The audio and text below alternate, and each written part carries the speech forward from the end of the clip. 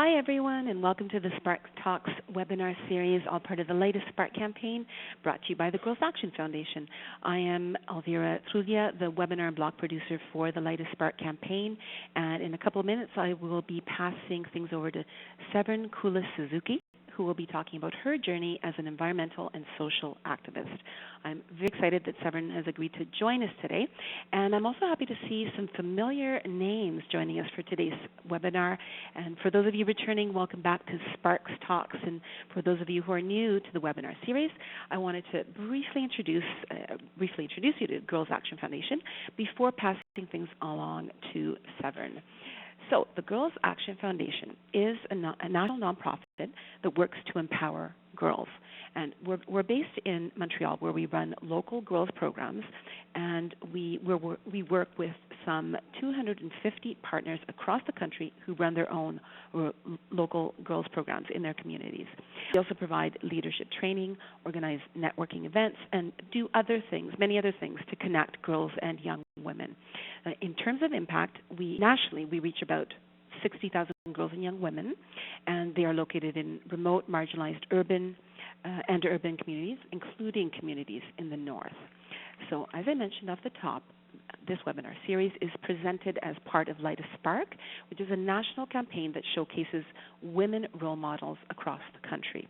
And the goal, it's a lofty goal, is to inspire girls and young women to achieve their potential. Role models, or what we call sparks, are involved in the campaign in many different ways, and some of them are listed on your screens. And one of the ways is as webinar presenters. So I will surely in just a minute introduce you to Severn, but before doing so, and I should also highlight that Severn is actually one of our sparks in the latest Spark campaign. So I want to just briefly run down what we're going to be doing today. So you're going to see on your screen a number of different information displays and panels, and those will be changing throughout the presentation. On the right-hand side of your screen, you'll see a panel called Q&A, or titled Q&A, and this is where you can ask your questions and interact with Severn, myself, as well as other participants if you choose. And so if you have a question or comment during the presentation, please type it into the Q&A box, and once you hit enter, it will be recorded there. By default, the question will be visible to everyone participating in the webinar, but if you prefer to submit your question privately, please select my name, Elvira Trulia, and the question will come only to me. So after Severn speaks, we'll be opening up the Q&A period to answer your questions. So as the moderator, I'll be keeping track of everything that's been asked during the Q&A or through the Q&A box, and directing those questions to Severn during the question and answer period. I also want to let you know that today's webinar is being recorded, including the question and answer period, and the whole presentation, as well as the Q&A session, will be posted online in the next few days, and I'm going to be sending everyone a link to the recording in the next week or so. So that's all I wanted to cover in terms of technical navigation for today's webinar, and I'm now very happy to introduce you to Severn, and just to tell you a little bit about her. With a passion for animals and nature, as well as social justice, Severn has been a speaker and youth advocate for the last 20 years. She received international media attention at age 12 when she delivered a speech at the 1992 Rio Earth Summit. Since then, Severn has continued as an advocate for what she calls intergenerational justice. Here are some highlights of things she's done. In the year 2000, she and 5 friends carried out a cross-Canada cycling campaign to raise awareness about climate change and air pollution. In 2002, when she was on the UN Special Advisory Panel for the World Summit on Sustainable Development that took place in Johannesburg, South Africa, Severn believes that both media communication and science are important for informing global change. She has a number of credits to her name. This includes publishing several books and co-hosting a North American children's television series called Suzuki's Nature Quest.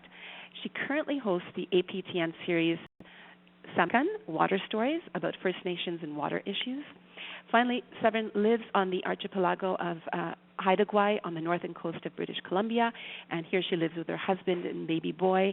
And also I hope she's okay with sharing with you that she has a new baby on the way. Severn is a board member of the David Suzuki Foundation and the Haida Gwaii Higher Education Society, and she is working on renewing the Haida language.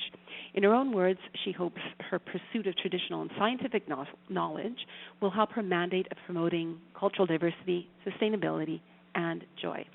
It is with great pleasure that I welcome Severn to the webinar and pass things over to her as well. So welcome, Severn. Thank you so much, Elvira. Hey, well, hello, everyone.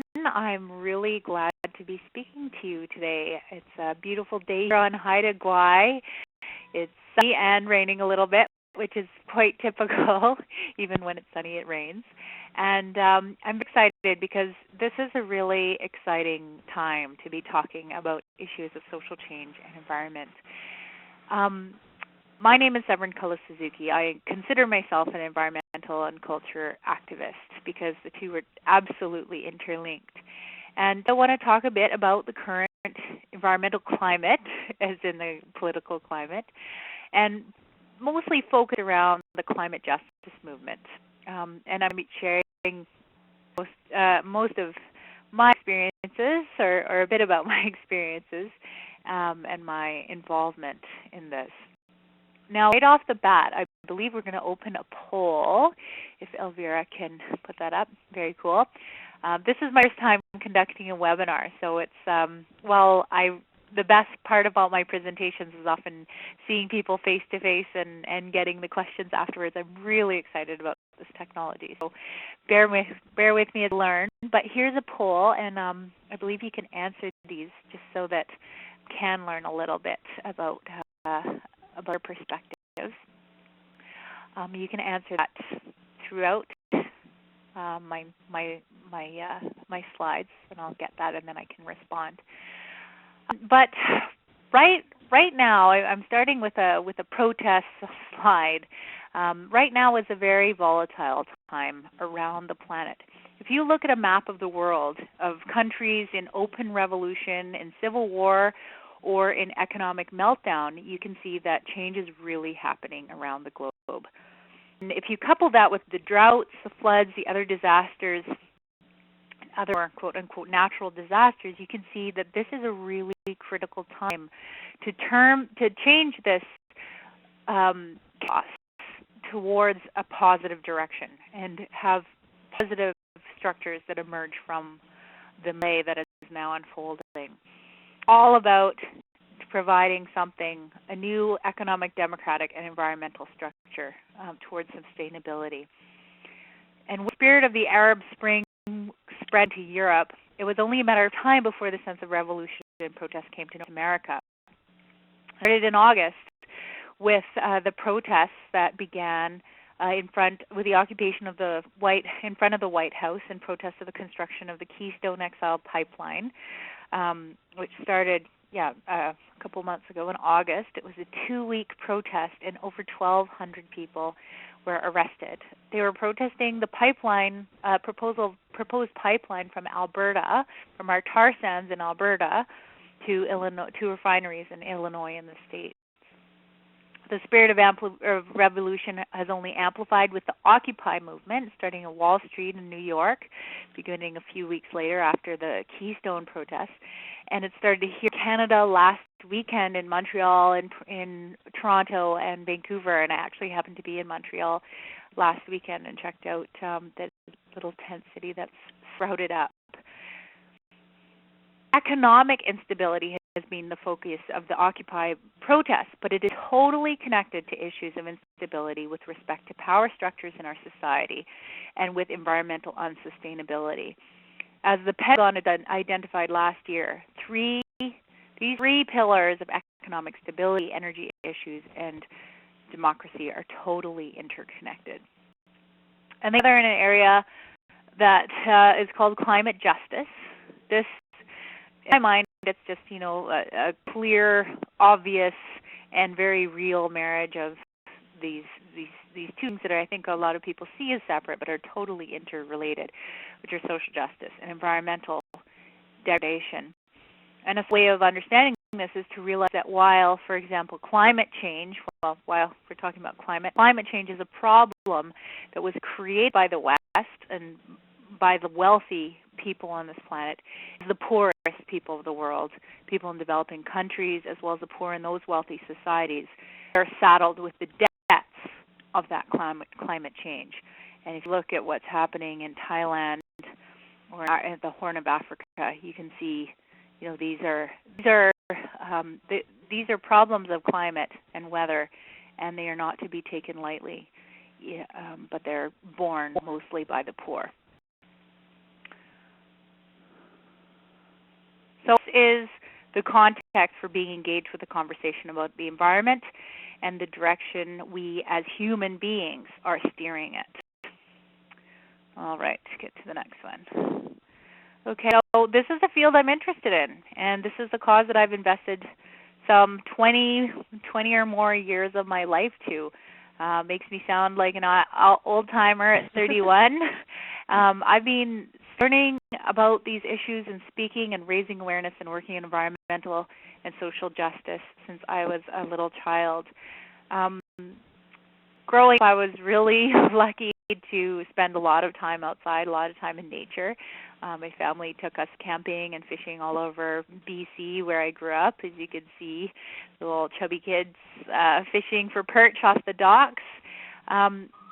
It quickly translated into a concern about the environment, and I think, of course, we were exposed to a lot of the problems of the world, being in a very activist family. But kids love animals. Kids love nature. It's a very innate connection. And when I learned about extinction, when I learned about problems in the environment, I started an environmental club called ECHO, the Environmental Children's Organization. I was very proud of that little acronym. And we started with education, self-education. So what is the environment? What are the problems? What can you do about it? And we started with lots of small local projects, beach cleanups, fundraisers for other organizations, and generally getting involved. We published information for other school kids. And when we were about 11, so after a few years of this, we heard about the Earth Summit that was going to be held in Rio de Janeiro by the UN. And this was going to be the largest gathering of heads of state to talk about environment and development. It was going to be held in Rio de Janeiro in 1992. And we decided, there's going to be this meeting's probably going to be mostly old men sitting around talking about our future, make decisions that are ultimately really going to impact future generations. And so we decided we should go to represent the future, which now I look back and I think, wow, who did we think we were? But we were kids, and we had no barriers because we weren't aware of the barriers. We didn't know how hard things would be. And I think that's one of the many strengths that young people have, is they're fearless. They're fearless of trying to make a difference. And as you get older, you start realizing that the world is very complex, it's very difficult to affect change, and I think we become more afraid to try. And so we were actually, because of our fearlessness, I think that was part of why we were able to convince people that we actually achieve it. We started getting donations. We started figuring out how to fundraise with, of course, lots of help from mentors and other organizations and our community, and we raised enough money to go down to Rio. So we made it to Rio, and I was able to, after 2 weeks and another very long kind of story of chance and hard work and learning, we were able to give an address to the Earth Summit, the actual plenary session of the world leaders. From the moment, my life definitely changed. I started speaking all over the world. I started receiving invitations to speak as a youth spokesperson, and I've been incredibly lucky to become be involved in many people's campaigns and struggles and issues, and met incredible leaders around the planet. I was invited back to the UN a couple times. I sat on the Earth Charter Commission, which came out with an Earth Charter, which I'm very proud of. It's a document that declares a new way of human being, principles of conduct with the earth, towards the earth.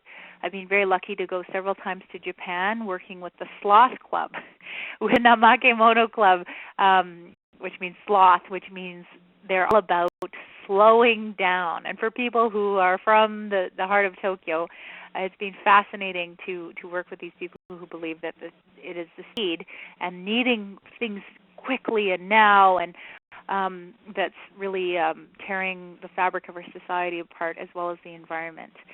So it's been a very interesting journey, and along the way I've had many opportunities. I've learned to speak, do interviews, host, write, work with others, travel, perpetually learn.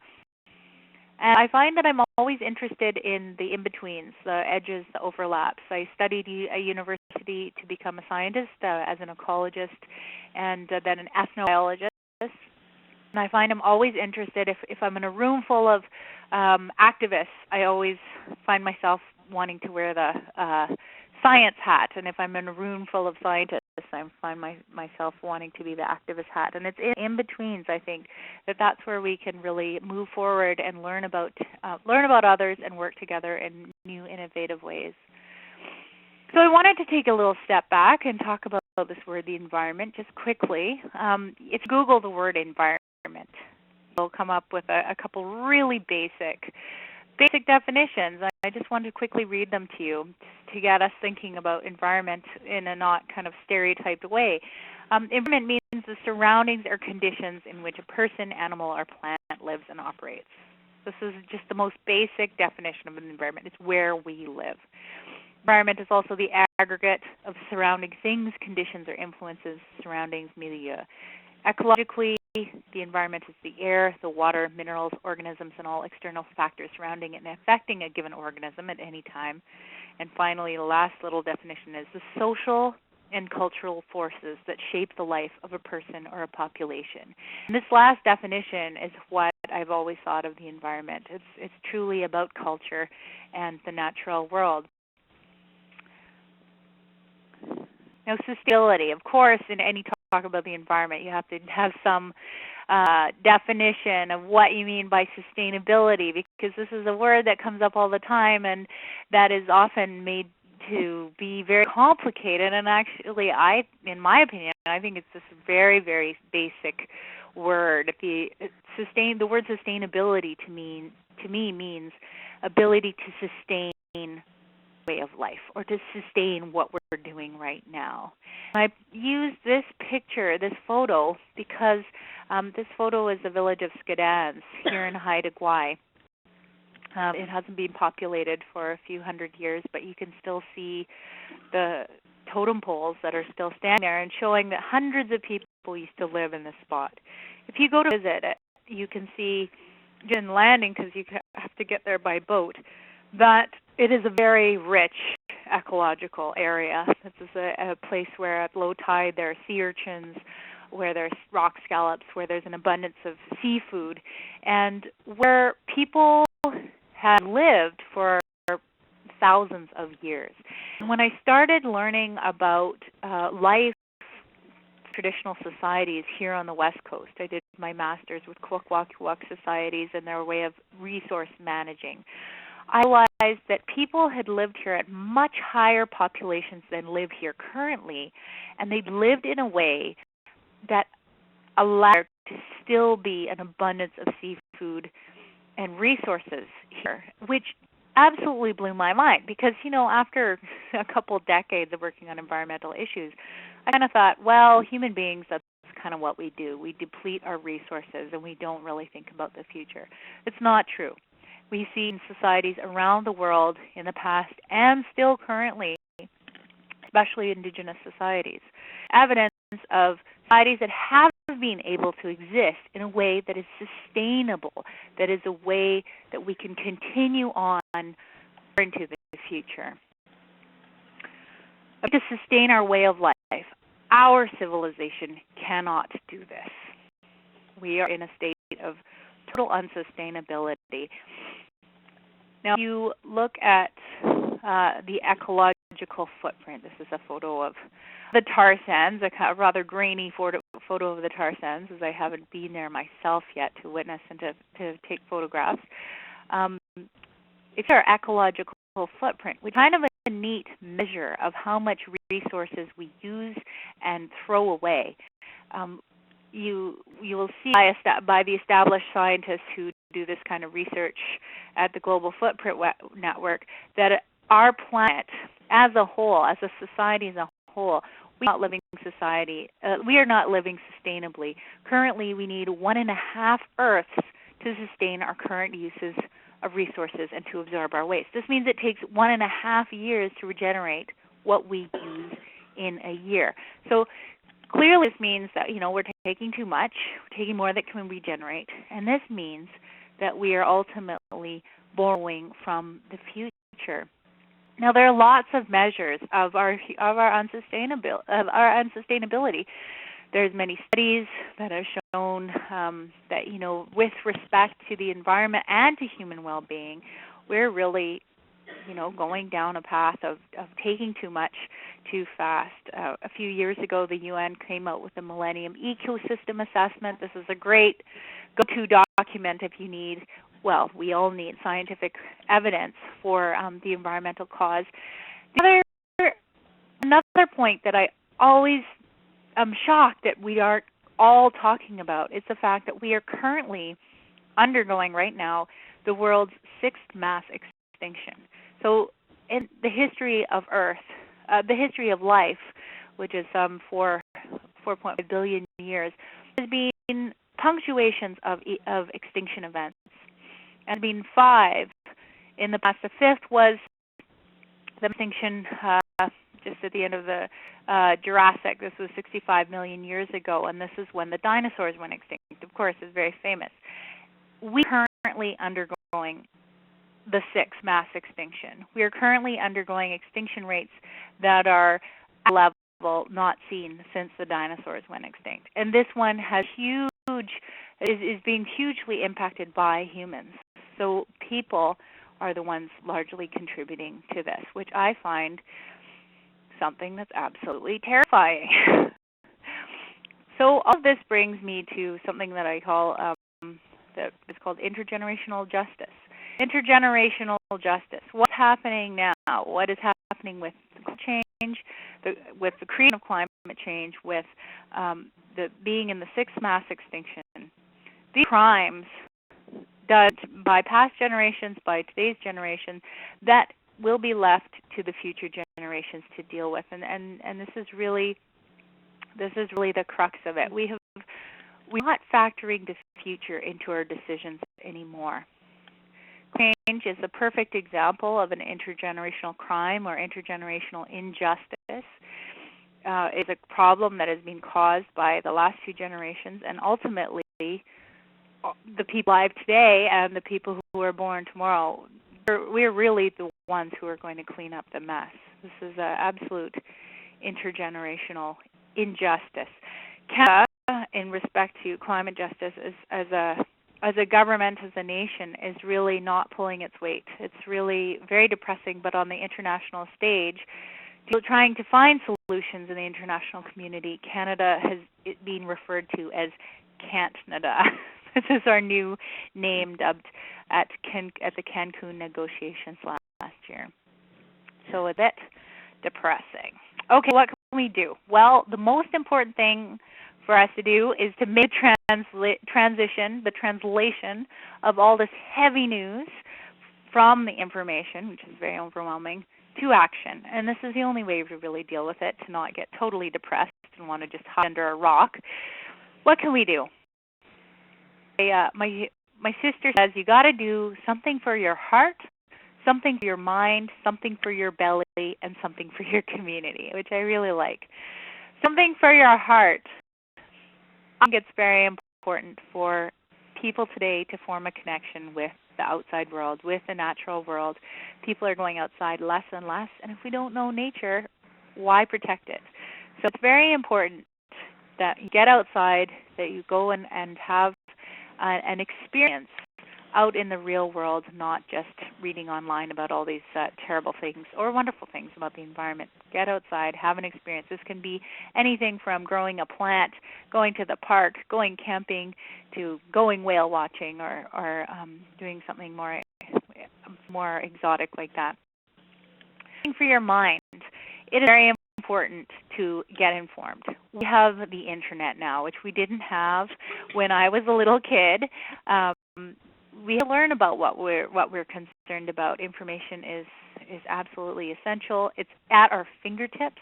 Evidence science is essential, and I found scientists and authorities that I go to for evidence and analysis because I trust or admire them, including UN scientists, the Intergovernmental Panel on Climate Change, the David Suzuki Foundation, finding sources of information that I know will give facts and information about what I'm passionate about. We have to challenge our mind with what we learn. One good thing to do is an assessment of your own ecological footprint, and there are many websites to do this. The Global Footprint Network is a good place a good authority to do an assessment. Sorry, I'm going quite fast here because I realize I'm running out of time. So for your belly, food. Okay, now we're getting to the good stuff. You can do something for your belly. Food is where the environment actually becomes part of your body. If you're wondering, okay, well, how does the environment really relate to me? If you look at food, this is the connection. This is where the environment is you. Grow something you can eat. Okay, I don't know how that sounds to you, but you grow anything. You can grow herbs. Right now it's the fall. You can plant some garlic and just watch it grow in the spring. It's very easy to grow. Go fishing, even hunting. I believe we really need to reconnect with our food systems. Given our globalized, removed food structures, this is nothing short of revolutionary. Growing your own food, grow something, connect, gather some food. Something for your community. Okay, once you're learning and thinking about your own self and your own household, your ecological footprint, reconnecting with your food, you have to take it outside. You have to speak out in your community or get involved in your community at least. This is actually a very good source of inspiration as well as energy, because working with other people is really, really fun. And I've met so many amazing people that I just am so inspired by and happy that I have met very, very brave and strong people. There's so many ways to get involved in your community. Get involved in existing campaigns is a good way. There's so many different projects, campaigns. The most important thing is to follow your heart. What you're most interested in. Just listed a few that I'm following right now that I'm engaged with. Inner City Farms. This is a group of my friends. They interestingly enough, they were never terribly political up until last year, and suddenly they started up a food growing cooperative, a farming cooperative in the heart of Vancouver. They got people in the cities to donate their lawn space, and they've set about restructuring these lawns into gardens, and they grow a lot of food now, which they then sell to people who want to buy transitional organic food boxes in the summertime, as well as the families who've donated their lawns. They can harvest as much of the veggies as they want. And they just tapped into this whole very interesting and revolutionary food revitalization that's gone on in Vancouver. And it's just started a whole kind of identity and career for them. This coalition of my friends. Earthnet.ca. Okay, so next year is the 20-year anniversary of the Earth Summit in 1992, which I attended when I was 12 years old. And I'm now part of a campaign, the Canadian Initiative for the Earth Summit 2012. We're really trying to get our political will, get our civil society to pay attention to this Earth Summit, because it's a real milestone. We have to reflect on where we've come, as well as draw attention to the fact that Canada has been dubbed Canada by international environmental community because of our actions specifically on climate, but on other things as well. So we really have to address this and say, listen, it's not just our government. Our government doesn't just represent all of us in Canada with respect to the environment. We do care, and we are going to try to. We Canada, and that's the kind of theme of the Canadian Initiative for the Earth Summit 2012. And I really invite you to check out our website, earthsummit.ca, because we need people to get involved and to submit letters to our government to ask them to even attend. I mean, they've got to go there. The leaders of the world are going, and right now it's not on our government's agenda. Okay, just quickly, 350.org. This was the group that spearheaded the protests. If you're interested in climate action, 350.org is the group that's spearheading manifestations, events all over the world. And I participated in one. I was in Europe a few weeks ago, September 24th. There were demonstrations all around the world, and I got to participate one at the foot of the Eiffel Tower. We made a human windmill with all the participants, and then people took photos from above. It was kind of neat to be part of something like that. I'm from the coast here, so I'm very preoccupied with this proposal for another pipeline that they're proposing from the tar sands to the west coast. There's a whole campaign called No Tankers at the Dogwood Initiative, and these are, it's really important to pay attention to your own environment and get involved in the issues that are challenging your own surroundings and your own backyard. You can see in the slide. There's a picture of the Eiffel Tower, l'éolienne géante que nous avons formée. Then there's also David Suzuki Foundation, of course. I had to mention that, being related to some of the family members that have started this group.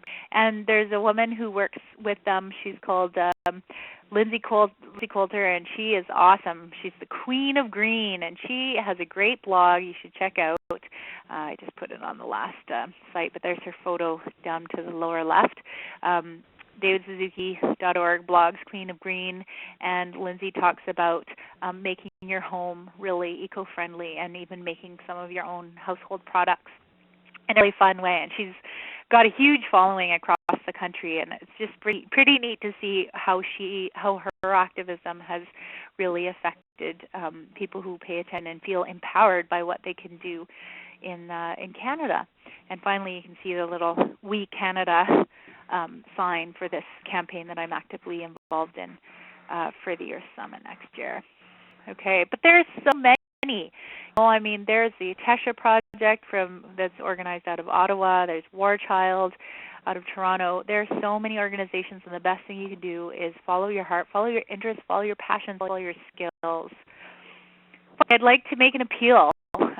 We need more spokeswomen. We have some pretty vital ones here in Canada, some pretty inspiring and powerful women. Along the way, I've realized that more than ever, we need more voices for change. We need more young, more female voices. The more I speak out, the more I see that we need other voices out there as well. And especially if you are youth, or if you're a female, or if you're First Nations or other, we need you to find your story, your perspective, and speak out about what you're passionate about. If you are passionate about some cause, if you see some injustice, follow that passion and find out about it, do the research, and do not be afraid to speak out. Take-home message, once again, after all this, is find out what you're passionate about, find your story, and use your voice. The best way to do this is to do something for your heart, your mind, your belly, and your community. Find the groups or projects or campaigns that are working on what you care about, and then find a way to use your voice. What do you like doing? Do you like writing? Do you like speaking? Are you interested in talking to the media, or maybe being the media? So many different aspects of ourselves that we can use to tell stories. And if you're passionate, you're an absolute asset for any issue or for any organization. we need that voice. As the current economy diminishes and calls for new rules emerge, we have to make sure that the new paradigms that come out of this chaos that the world is undergoing right now includes the environment in its calculations. We need more voices for this now, voices making the connections over and over again between human and environmental sustainability, and for the inclusion of natural resources in full cost accounting systems. If we're not able to do this, if we're not able to include a whole new economic structure that takes into consideration the natural world, that includes these, which are now called externalities, we will not be able to avoid mass human suffering in the very near future because of our environmental degradation and the degradation of ecosystems that ultimately completely sustain us. And this is the message that we need to hear more of in our rapidly changing world. Well, thank you very much for following this webinar. Severn, thank you. Thank you so much for your inspiring talk. And you know what? I have some people are starting to send in their questions, and I would like to invite you to all the participants to continue to do so using the Q&A box. I have some questions of my own, and it's hard to know really where to start. You've brought up so many important things, and maybe the place for me to start is really the personal. You've talked about being an activist, or starting out as an activist since you were a young girl, since the age of 12. What would Severn, the young girl, say to Severn, the young woman? What have you learned? Well, that's a really good question that I've never been asked before. You know, I look at myself, the Rio speech that I gave in 1992 kind of had a rebirth with YouTube a couple years ago. And it's kind of doing the rounds again, and I'm getting a lot of media about it because Rio Plus 20 is next year. And I look at that video, and I have to admit, sometimes I think, like, who the heck does that kid think she is? I mean, wow, you know, the bravery and just the brazenness of the speech. I mean, there's no fear, and just speaking truth to power. And I think that that's something that youth can do that adults can't, is speak that way and really challenge adults to the truth, because as you get older, things get more complex. However, I guess that young person would say to me that we always can speak truth to power, and we should never be afraid of saying what we truly think. But even I, going to conferences, I've been doing a bit of speaking tour in Europe in September. You meet so many people, and there's people from all different walks of life, and there's a lot of people from the business community, the energy sector, and it's very easy to, kind of question yourself. And yet I constantly come back to these same conclusions. I mean, a lot of background in science to make sure that the data and the facts backed up my activist tendencies. It's really, really important. And I think that young person would just remind me and challenge me to not be afraid to really speak truth to power. And to stay hopeful. It sounds like, which is sort of linked to, the themes of the things that you brought up during your presentation. Of sometimes it does get discouraging. It is hard to stay hopeful. So it's really nice to hear that you still have that hope, and I suppose as out of necessity as well. Absolutely, we have to be hopeful. I mean, there's all kinds of things. This is actually a very exciting time because we're going to witness massive change in our lifetimes. I mean, not every generation gets to see that, and that is what's happening. And, I just think we have to look at it that way and say, now is the time when every voice counts, and we can make a huge difference, especially as Canadians, especially as people living, in the developed world. We have a really strong voice that we don't even realize, and we got to use that. What better cause to be part of? It's exciting. We have questions coming in. Here's one from Catherine Lim, and she asks, how do we inspire youth to get outside and experience nature when there's so much competition for their attention from media, electronic devices, etc.? Very good question. Yeah, really good question. I think once you get youth out in nature, they absolutely enjoy it. But I mean, it is very tricky to get them outside. It depends what your influence is, and each of us has a sphere of influence, and it's really important to, I think, before we start looking at the best ways to mass change, look at your sphere of influence, and that's kind of what I inarticulately refer to as, follow your heart, your passions, your skills. Who are you already engaged with? And I think that, if you have youth in your own life, getting outside with them is really a huge thing that you can do. And, my life, I was really lucky. My parents took us camping, or if they didn't take us camping, they took us fishing, even in the city of Vancouver when I was a kid. They created that time, and they did it with us. And yeah, it's hard sometimes for teenagers to want to hang out with adults, but if you're an educator, you know that youth absolutely need adults. They need mentoring, and when you take them outside, I believe something changes. I believe that the roles are kind of a little more fluid. Being outside, I believe, reminds youth of when they were children, and having an experience, whether it's to take them camping or to involve them in some kind of outside camp or to just take them fishing. I mean, something out of the normal. I think that's a very powerful way. And so if we just keep trying, that is the main thing. There's also groups that are really dedicated to try to answer that very question, and that's a new direction that the David Suzuki Foundation actually is going to, is a whole area called Reconnecting Youth with Nature. So there's lots of support out there, but I think just making the effort and setting up activities. So thank you for that, Severn, and basically keep trying. And Lindsay, and I want to apologize for all my coughing during the presentation. I've been fighting this cold and trying to fight it off, so I do apologize to both you and the participants. Lindsay Hogan asks, or says, first of all, hi Severn, thank you for your inspiring talk. And her question is, often our beliefs and messages can be misinterpreted as preaching. How do you suggest we as environmentalists and activists spread these messages without being criticized in this matter? So without being called preachers. Absolutely. I mean, that is definitely an issue. Two ways that just pop into my head. One is, we got to walk our talk. It's really, really key. I mean, if you just think of yourself and how you're influenced by people, you're far more likely to be observant or take note in a kind of positive, constructive way if you see someone doing something different than if they tell you, hey, you should really do something different. It's interesting because, of course I make an effort to eat locally. It's a bit of a hard time for me to eat vegetables locally, considering where I live.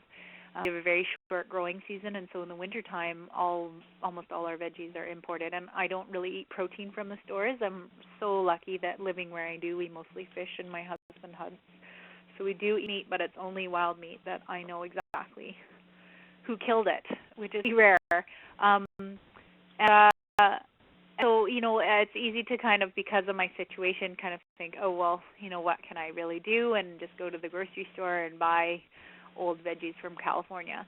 But then when my friends started this cooperative, the Inner City Farms, this started it. They weren't preaching to anybody. They were just doing it, and they were, they set it up as a for-profit, so they're trying to make some money to hire. They right now have one employee, so they've hired one of the 8 people who are starting this cooperative. And, they're just doing it because it's fun, it's healthy, and they're getting all kinds of opportunities. I mean, they're getting interviewed on CBC, and they're getting support from the UBC Business School, and they're just starting to create a little buzz. That really affected me. I just thought, wow, okay, look at what those guys are doing, and they're not preaching, they're just doing it. And it really made me saying, okay, I can do stuff. I can collect, I can buy food in the summer, locally produced vegetables, I can jar it, I can, freeze it, I can start, making an effort. Maybe there are people who do have winter gardens, I can figure this out, I can make more of an effort. So, those two things, one, just walking the talk, and two is engaging in projects that are that are inspiring and done out of will, because it makes the most sense and it's cool. Those are very, very inspiring things to do, and you're not waiting for the rest of the world to change, because hey, you're changing it right now. Thank you, Severn, and a number of other people have submitted questions. I'll try to be quicker. I'm going to get to them. Aisley Monroe asks, is there a time at which activists are no longer considered youth? I feel I will make a louder voice if I speak as a youth, as you did. Also, how can we avoid burnout as activists?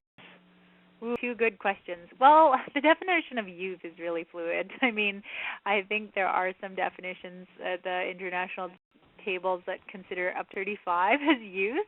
I think that's ridiculous, because I think then we really lose the important role of like actual youth, which I consider like teenagers and maybe in your early 20s. But and children, of course, they're a whole other category. And I actually, if you can still see the photo of Takaya Blaney. I didn't even get to talk about her.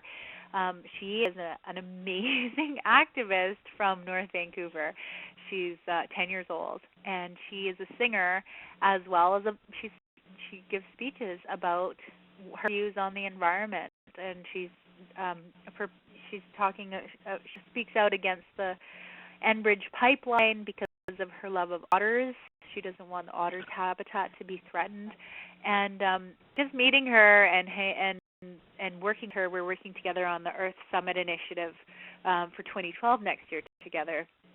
It's just so great speaking to children, because you realize they're really smart and they have a lot of really good ideas. And she's writing a song for the movement, and she's got a couple great songs that are online.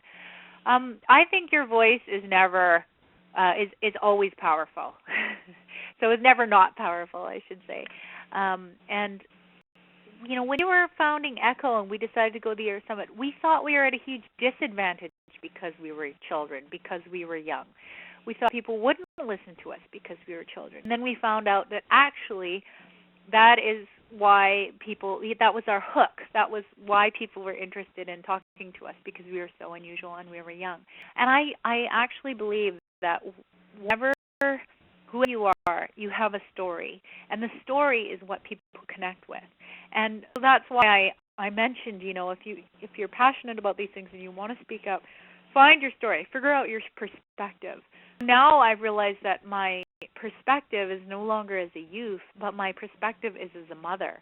And of course, I have other stories as well, which is, scientists, activists, engaged citizen. But it is my position as a mother. I mean, that's the reason that I can really get emotionally into these issues, because we're talking about the world that we are leaving for my son. And I have another one on the way. And who knows the challenges that they are going to see in their lifetimes. I mean, already you see the droughts in the Horn of Africa, worst droughts in decades. You see, floods all over the world right now in Thailand.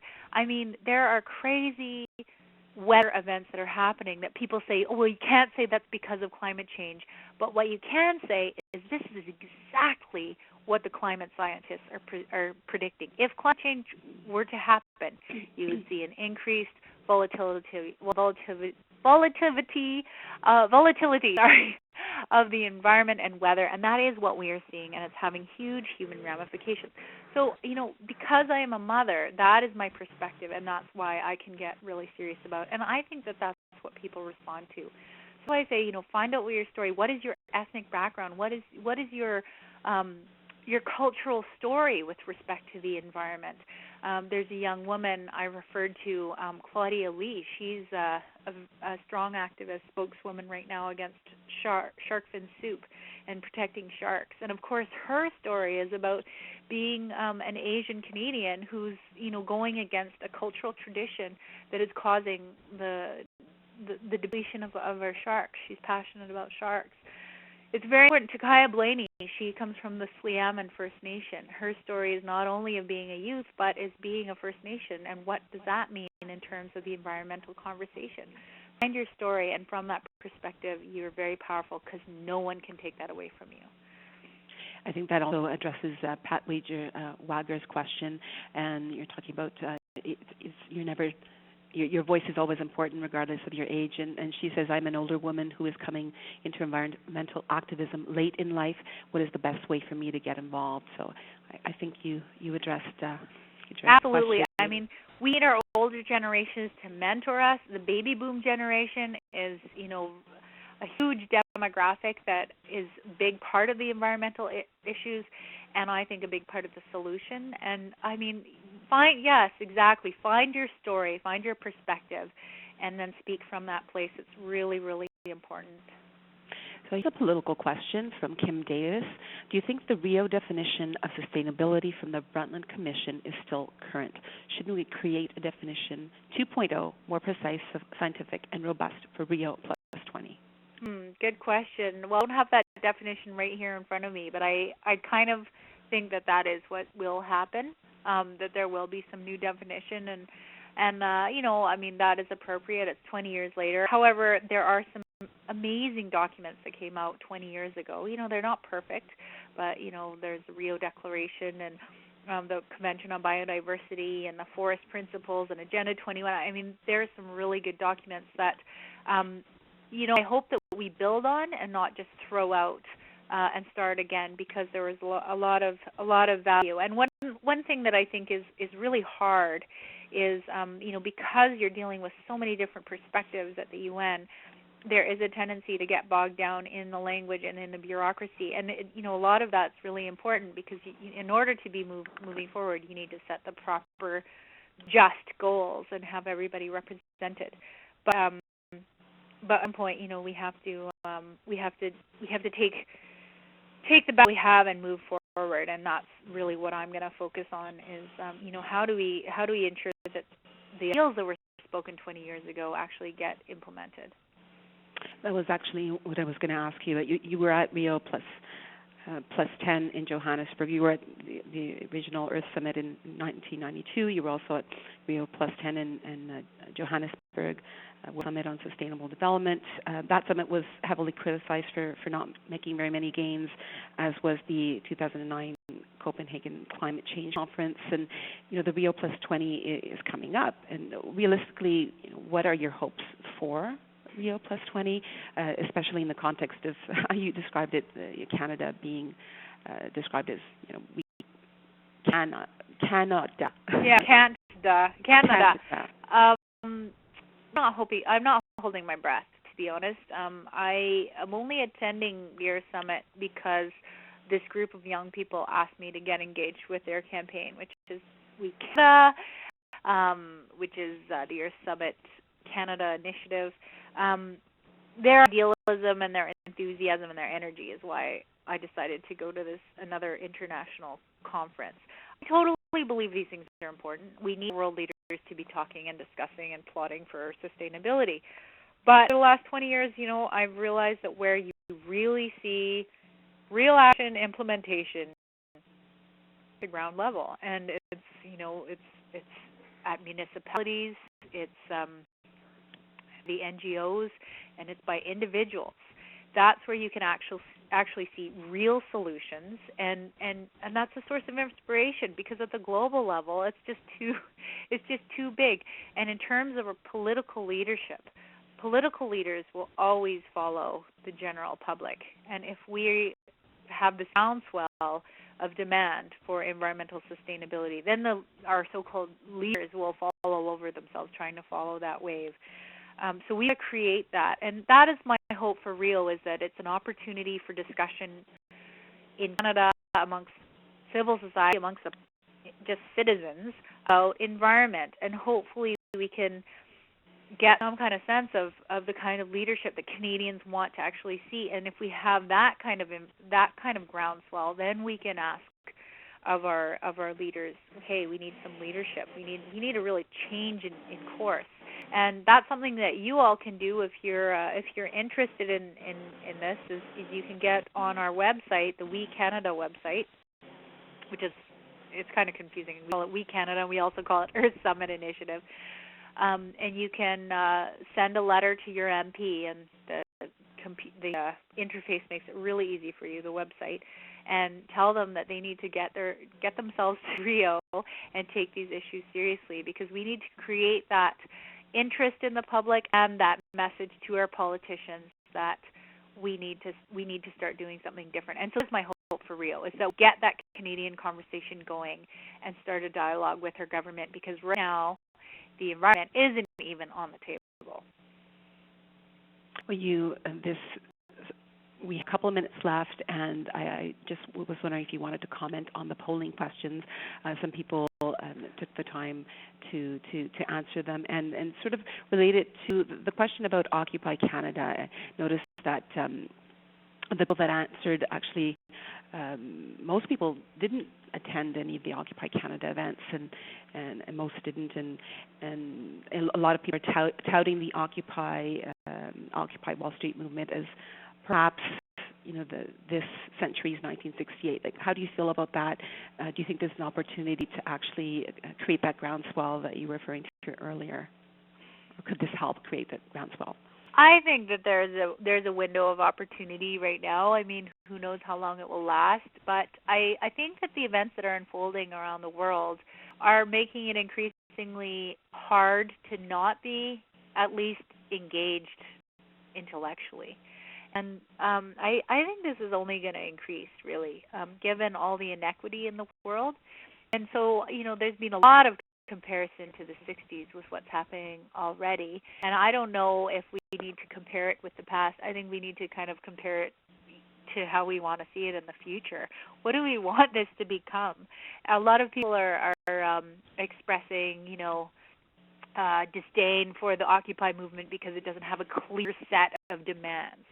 Well, I mean, was there a clear set of demands in other times of social revolution? No, that's not how it happens. They emerge. And that's why it's really important to get engaged now and be part of that conversation about what are the structures we want to see emerge, because that's really key. Revolution in a positive way. I mean, we're going to see a lot of chaos that comes from disintegrating world structures and systems, and we have to make sure what emerges is democratic, is socially and ecologically just. So, really it's up to us, and now is the time when there are so many avenues for the average person to get engaged politically, and we have to really do that. I just finally found these polling results. It's very cool that you can see this. Actually are about to run out of time, so okay. I do want to thank you very much, Severn, and thank you everyone who participated and everyone who asked questions. If we didn't have time to get to your question, I apologize for that. And very much thank you again for your enthusiasm, and would like to also remind you that this session is being recorded, and the link to the session will be available sometime in the next week or so, and you will be receiving that in your email boxes. And I also encourage you to give us feedback about on today's presentation. At the end of the session, you're going to get a pop-up survey, and I would just invite you to fill that out. It'll take about 30 seconds of your time. And so just to wrap things up, I do want to take us back to the very beginning, and I mentioned that this webinar was being presented as part of the Latest Spark campaign. I do encourage you to follow the link you see on your screen, thegirlsactionfoundation.ca, and click on Latest Spark, and there you'll find out more about the campaign, as well as find out a little bit more about how you can get involved. That includes participating in more webinars. And I will also note that on the right-hand panel, if you haven't already noticed, there's something called a media viewer panel, and Severn had mentioned her speech when she was 12 years old at the 1992 Earth Summit, and once the session ends, you can click play and listen to that speech if you haven't already done so. And I do, on a last note, want to invite you, or to let you know about the next webinar coming up on a subject completely different. It's called Everything You Want to Know About Contracts, Legal and Ethical Aspects. This is sort of a tool-oriented webinar presented to for general public, of course, and also for social activists who sometimes have questions about things like contracts. So again, thank you, Severn, for participating today and for your very inspiring presentation. And I want to know if you had any last words you wanted to share with the audience? Well, thank you very much, Elvira. I really, this was really cool. Great to find new tools to be able to have conversations with people, and that's what I'm really interested about. It's about working with others and following my passion and trying to create something positive in the world. And I think most people are interested in creating a positive legacy. And it's that belief that really is why I am optimistic and why I think that this is a very exciting time to get engaged. So I encourage you all to follow up on those things that maybe you've always been a little bit interested in and never actually, go the next step further to do some research on, or to make a phone call, and and to step up and use your voice, because we need it. Thank you once again, and if you so choose, click on the play button in your media viewer panel, and have a good day, everyone. Thank you.